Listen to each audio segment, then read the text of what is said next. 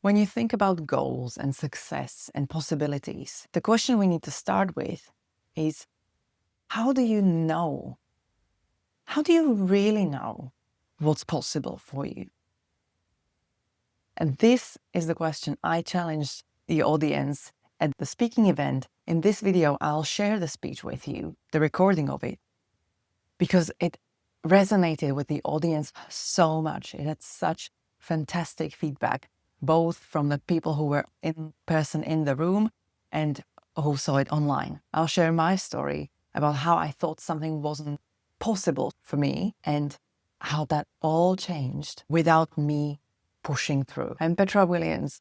I'm a coach, facilitator, and speaker. And for over a decade, I've been helping people speak up, lead, and decide from an authentic place so that we can all be as real as possible, as much of ourselves as possible, both in personal relationships and in business and career. I hope you will enjoy the speech just as much as the live audience did. And I would love to hear what resonated with you the most in the comments.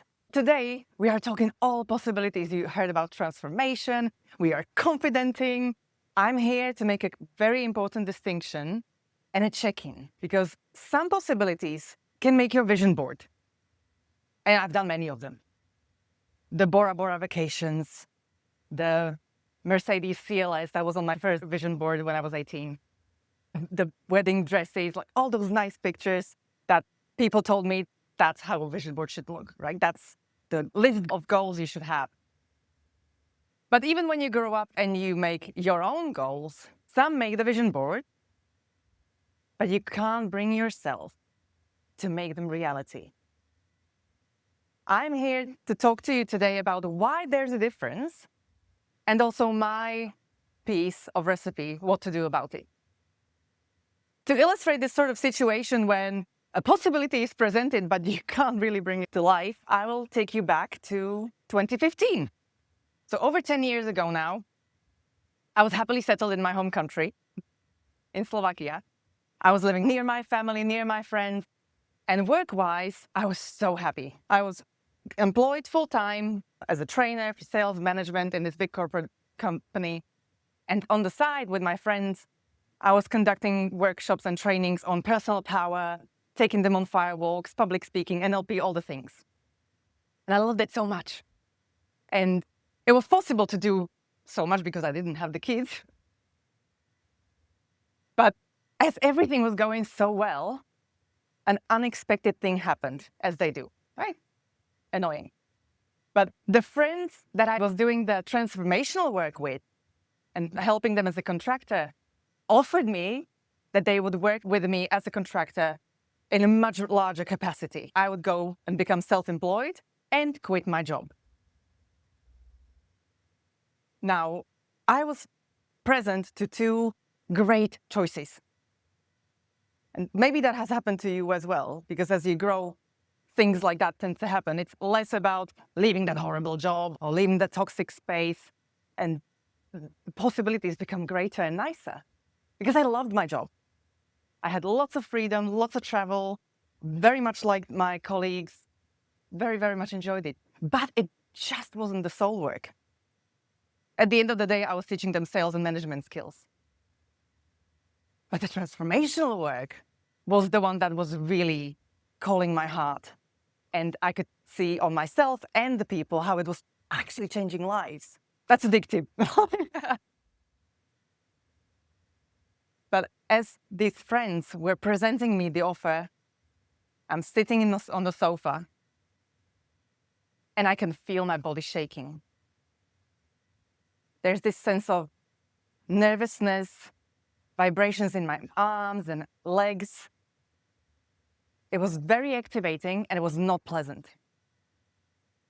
The more I thought about the options, the more the insecurity creeped up on me and thoughts, I can't do it.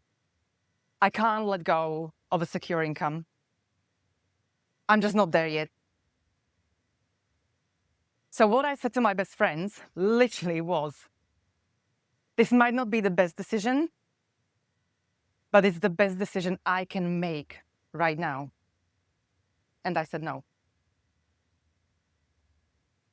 And usually I'm really good with making decisions and being happy and content with my choice.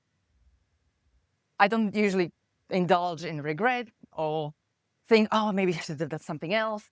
So I was quite surprised when I still had a lot of feelings about it over the next couple of weeks.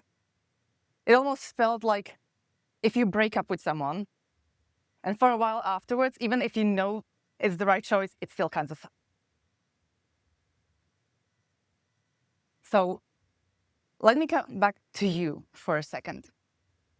Can you think of at least one, maybe more, situations in your life when you really, really, really wanted something to be true, to be real, and you couldn't bring yourself to take the step? Maybe you wanted that career change, that travel destination, that body, that vision board worth body. Maybe you wanted to become a professional speaker or start actually regularly posting on LinkedIn. The assumptions I can make about you are a few, because you are here on a Sunday afternoon, people. You could be doing so many other things, and yet you chose to come to a whole new place, to a whole new event, a whole new venue, probably hoping that you'll learn something, that it'll be enjoyable, which tells me that you're probably above average intelligent, that you're ambitious, that you want to learn. So I'm sure that you're absolutely capable of writing the SMART goals, of writing down plans and strategies. I'm pretty sure you've done it many times. How is it that you don't have everything you wanted yet? That's exactly how I felt then. It just doesn't make sense. I know what I'm doing. I know what I'm doing it for. I know my reasons. I felt so bad, though, that I was even crying on some days, just thinking about it. I knew those friends were looking for someone else because they need the people. They had the capacity. They had the business. And it was heartbreaking for me. So I did what I knew best. There's a process that so far has carried me through the hardest parts of my life. It's a very intense, deep inner work called shadow work. Shadow work is the part of psychology where we meet parts of ourselves that we've hidden, suppressed, tried to forget that they exist, and you bring them to light and you face them and you look them right in the face. So that's what I did. Every single day, I met a part of myself. The part that said, I don't deserve it. The fear of failure. The fear of success. The part that says, I make living by the work I love the most. All the things for 30 days. It's a big commitment. I felt it all. And my aim was not to change the situation, just be clear. I accepted the situation. I just wanted to feel better. I just wanted to be able to process it so I feel calm and peace around the reality that I have and that I've chosen. And that's what I did. Did the work, felt better, and went on to live my life. So out of the quick 3-step formula that I have for you today, these are the first 2 steps. The first one is pretty simple, probably the easiest one. Identify the possibility that's expansive for you now. And I don't really care if the expansion comes from your own desire or it comes from outside. If someone gives you inspiration or someone gives you a direct offer, invitation. Because that's the seed of possibility. To be honest, if it wasn't for my husband, I would have never told you that I actually want to live in Australia. I probably wouldn't even come for a holiday here because it's so far away. Just like I would not have said about myself that I ever want to run a business of my own. That just wasn't a part of my personality. Or was it just a part of my limitations? The second step is, once you know what it is that you want, what are you craving right now? The second step is face all of the resistance, all the doubts, all the fears. Because the funny thing is, they're already...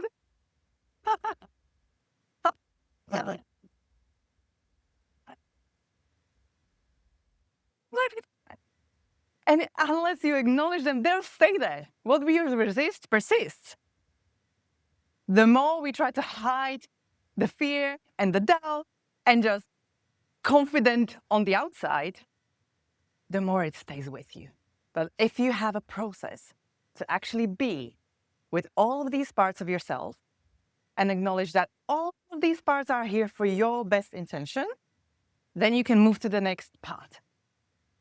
Because, surprise, surprise, 3 months later, that's January the next year, my friends said they want to talk about that offer again. And I remember telling my boyfriend, I don't even know why. Nothing's changed. My job didn't get worse. I feel just like I did before, like it's me, all the same. But it's my friends, of course, let's talk. Here I find myself on the same sofa again. And they present pretty much the same offer again. Yet my experience is like if I was someone else. My body stayed calm. No activating triggers at all. And not only I stayed calm, I felt quite open to it. Quite positive. So I said, let's talk. We kept talking. And we agreed on the conditions of the collaboration so that it works for everyone. So yes, I quit my job this way. As impossible as it seemed 3 months ago. And nothing has changed on the outside. Zero. What I love about this work so much is that when you do it properly, so that you can understand, it's not a hype type of work. When you journal, you can maybe feel a bit better in that moment, but you don't feel like a new person. It's not a Tony Robbins seminar where you're like jumping and high-fiving each other and it's great and you're amazing and you're amazing. And they're like, yes, all the possibilities, which is great as well, and it has its place. But this type of inner work, that's not it. It's quite the opposite. It's very introverted. Even though even if you're an extrovert like me, you can do it though. The thing is, when you're willing to face the resistance and integrate it, you still feel normal. Usually, you only realize that your normal has changed when you're faced with the situation again.